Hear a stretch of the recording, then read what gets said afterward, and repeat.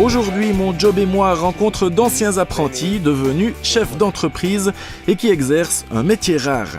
Jacques-Antoine Bénard est directeur de la marbrerie Houdin. Il est tombé dans le milieu de la pierre parce qu'il ne voulait pas faire comme tout le monde. J'ai fait un stage à la carrière de la Cernia. Je suis vraiment tombé amoureux du métier. Et puis quand ici, M. Houdin a passé une fois pour voir ce que je faisais, il m'a demandé si je ne voulais pas faire un stage chez lui parce que ça fait de longues années qu'il n'avait pas eu d'apprenti. Et puis je suis venu faire un stage ici, puis là, je ne suis plus parti de l'entreprise. Jacques-André Jeanneret est facteur d'orgue, un métier passion qui prend racine dans son enfance. J'ai fait partie d'un chœur d'enfants et puis j'étais beaucoup en contact avec l'organiste de l'époque. Je pense que c'est avec lui que j'ai apprécié l'orgue, j'ai appris à apprécier l'orgue.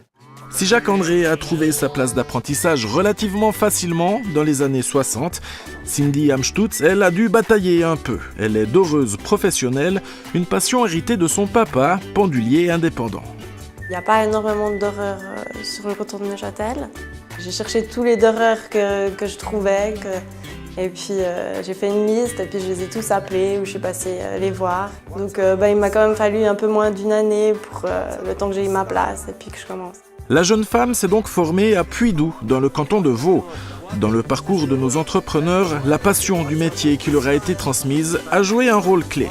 Ce sont des personnes qui étaient déjà âgées et qui m'ont appris le métier, dont un vieux sculpteur qui s'appelait M. Rizzi, et qui avait 92 ans quand il a commencé à m'apprendre le métier. Et vraiment, j'ai eu vraiment une chance de bénéficier de l'expérience de ces vieilles personnes. Et maintenant, depuis de nombreuses années, depuis 20 ans maintenant, j'essaye de les transmettre à d'autres apprentis et on forme plusieurs apprentis ici. Nos maîtres d'apprentissage nous ont laissé tout un bagage qu'il faut transmettre aux générations futures si on ne veut pas que le métier disparaisse. Du haut de ses 26 ans, Cindy ne forme pas encore, mais elle aimerait. Elle a dû d'abord convaincre qu'elle pouvait vivre de son métier, aussi rare soit-il. On m'a dit que j'avais pas beaucoup d'avenir dans ce métier-là, que je m'en sortirais pas forcément, que c'était pas facile financièrement. Et pour l'instant, ça va, je travaille à 100% dans mon atelier, mais ça se passe bien.